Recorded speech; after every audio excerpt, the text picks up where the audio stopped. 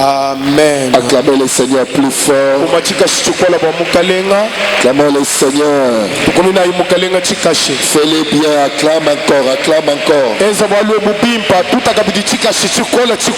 Acclame encore. Tous des cris de joie. Au nom de Jésus.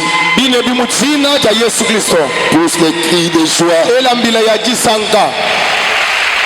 Au nom de Jésus. Ce soir, je vais vous proposer encore un autre livre. Parce qu'on doit avancer. Je bénis le Seigneur pour sa grâce, pour sa bonté.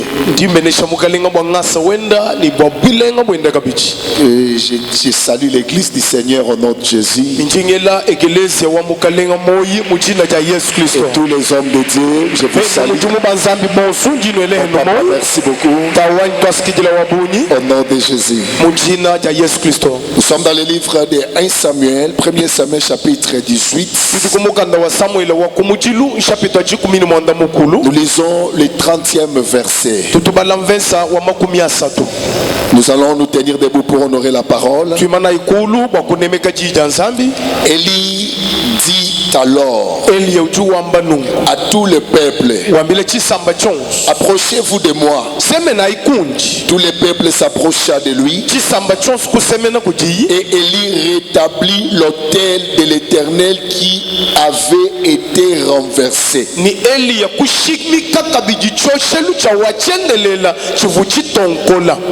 Élie rétablit l'autel de l'Éternel qui avait été renversé.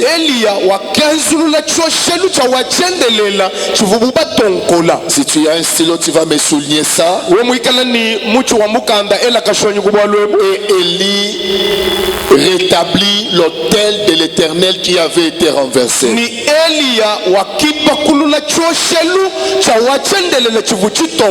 Verset 31. Il prit 12 pierres d'après le nombre des tribus des fils de Jacob, auquel l'Éternel avait dit, Israël sera mon nom. Et il bâtit avec ses pierres un autel au nom de l'Éternel. Que Yahweh bénisse sa parole au nom de Jésus. Amen.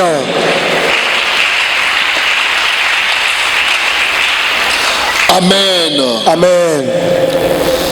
Hier, nous avions parlé sur les symptômes des autels sataniques dans la vie ou dans la vie d'une famille.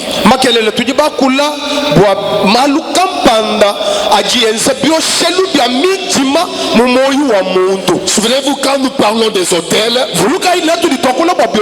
je parle des autels en général. L'autel divin et l'autel satanique.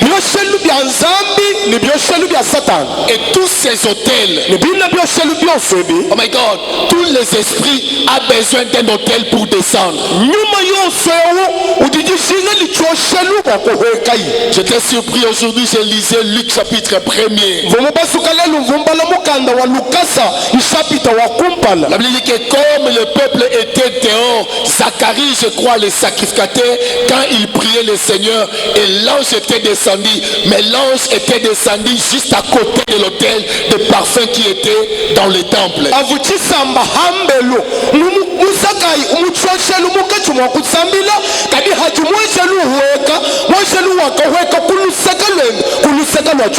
L'autel, c'est le lieu où les esprits descendent.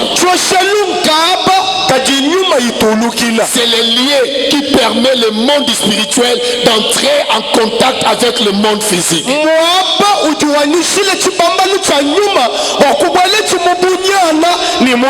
C'est le lieu qui autorise les esprits et les lois de fonctionner sur la terre sur les bases légales.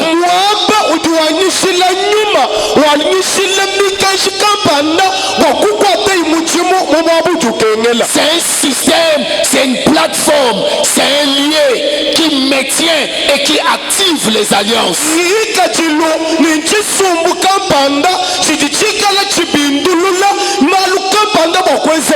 Parlons des alliances sataniques et démoniaques. Parce que dans des familles qui ont des alliances ou des lois sataniques établies,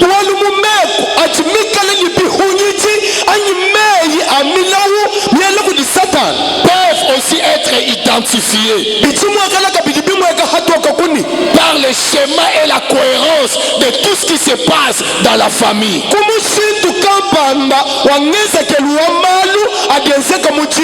Je vais vous annoncer déjà demain vendredi. Je vais enseigner sur le mystère de la malédiction. Et je vais demander à l'église que tout le monde amène sa famille demain, parce qu'il y aura un service trop prophétique quand nous allons parler sur la malédiction.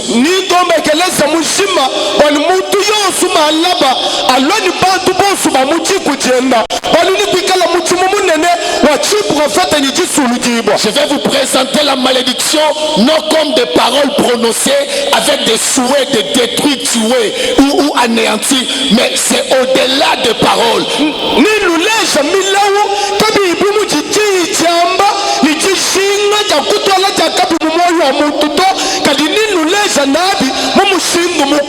Quand il y a un hôtel satanique, démoniaque, sorcellerie dans une famille, les gens tournent et les choses ne marchent pas. Les gens répètent le même vie. La vie du fils aîné, c'est la vie des deuxièmes jusqu'au cadet.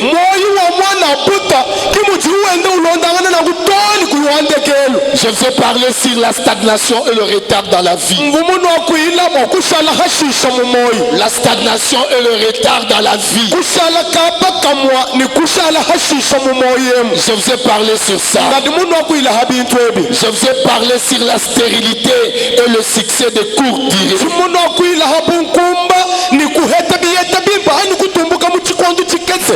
Je vous ai parlé sur les symptômes de l'échec à la porte du succès.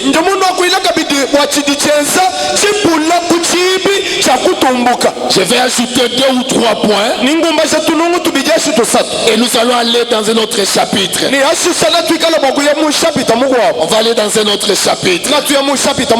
Écoutez mes bien-aimés, la présence d'un hôtel dans la vie d'une personne,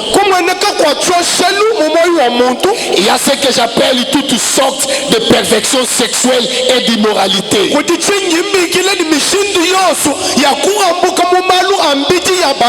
Toutes sortes de perfections sexuelles et d'immoralité. Cela prouve aussi un hôtel satanique dans ta vie. Quand je parle sur la perfection sexuelle et d'immoralité, c'est au-delà de faiblesse. C'est un esprit qui habite en toi. C'est un esprit qui reste en toi. C'est-à-dire tu peux tomber dans le péché. Tu viens même chez ton pasteur. Tu confesses. Papa, hier j'ai tombé avec une femme. Regarde ce qui s'est fait. Il prie pour toi. Quand tu sors, après une semaine tu tombes encore. Tu tiens encore. Quand on dit confesser le péché, tu mets ta poitrine sur la terre. Tu pleures comme si tu veux mourir. Mais quand tu sors, tu recommences la même chose. Tu reviens encore. Papa, je ne comprends pas. Tu entres dans des gènes. Quand tu sors, tu peux te retenir pour une semaine ou 2 semaines. La 3e semaine, tu retombes encore. Ça peut se passer dans ta vie, dans le vide d'un frère ou une sœur. Ça c'est la présence d'un autel.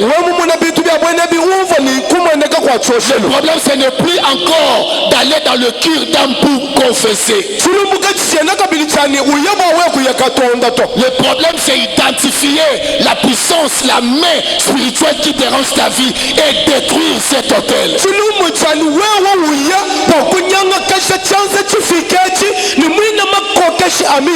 La confession ne détruit pas l'autel. Le chapitre que je vais parler ce soir, je vais parler sur comment bâtir ou comment rebâtir l'autel de Dieu. On va comprendre comment rebâtir l'autel. Mais dans ce point ici, si tu te retrouves dans ce point, la perfection sexuelle et immoralité, ce n'est plus encore le problème d'aller confesser. Ce n'est plus le problème si nous confessons nos péchés. Il est fidèle et juste pour nous pardonner. Seigneur, pardonne-moi. Non.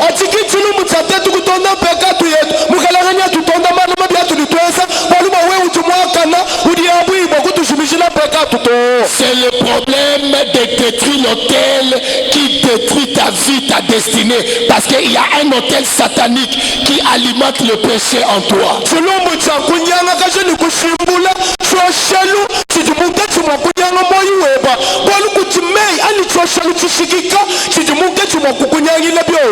Amen. Amen.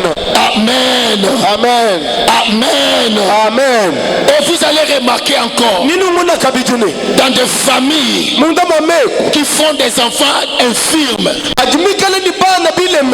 ou des maladies mystérieuses. Quand tu regardes, ta sœur a fait un enfant un peu infirme. Et tu regardes, ta tante aussi a un autre.